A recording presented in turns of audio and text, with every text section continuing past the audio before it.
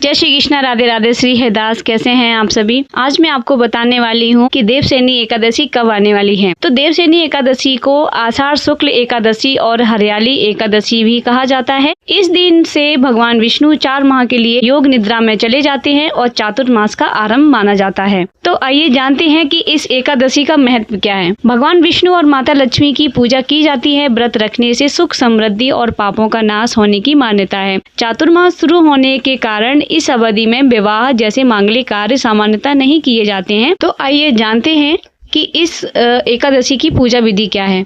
तो प्रातःकाल स्नान करके व्रत का संकल्प लें। भगवान विष्णु को पीले वस्त्र, तुलसी दल और पीले फूल और पंचामृत अर्पित करें। ओम नमो भगवते वासुदेवाय मंत्र का जाप करें।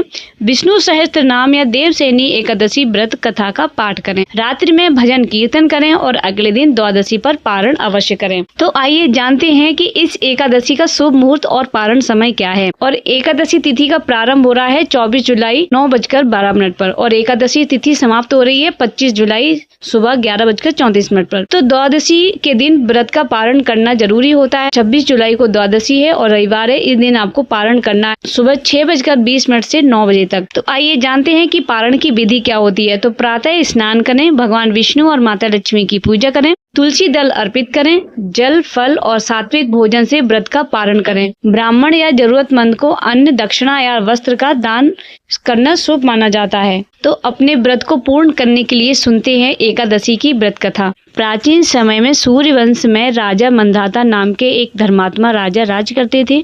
उनके राज्य में सभी लोग सुखी थे। एक समय लगातार 3 वर्षों तक वर्षा नहीं हुई।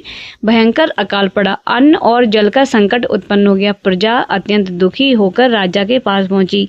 राजा मंधाता समाधान की खोज में वन में गए और वहां महान ऋषि अंगिरा के आश्रम में पहुंचे। उन्होंने ऋषि से अकाल का कारण और उनसे मुक्ति का उपाय पूछा। अंगिरा ने कहा कि हे राजन, आषाढ़ शुक्ल पक्ष में देवशयनी एकादशी का श्रद्धा पूर्वक व्रत करें, भगवान श्री हरि विष्णु की पूजा करें और पूरे राज्य में इस व्रत का पालन करवाएं। भगवान की कृपा से वर्षा होगी और सभी कष्ट दूर हो जाएंगे। राजा ने ऋषि के बताए हुए अनुसार स्वयं व्रत रखा और पूरी प्रजा से भी देवशयनी एकादशी का व्रत करवाया। भगवान विष्णु प्रसन्न हुए। शीघ्र ही अच्छी वर्षा हुई।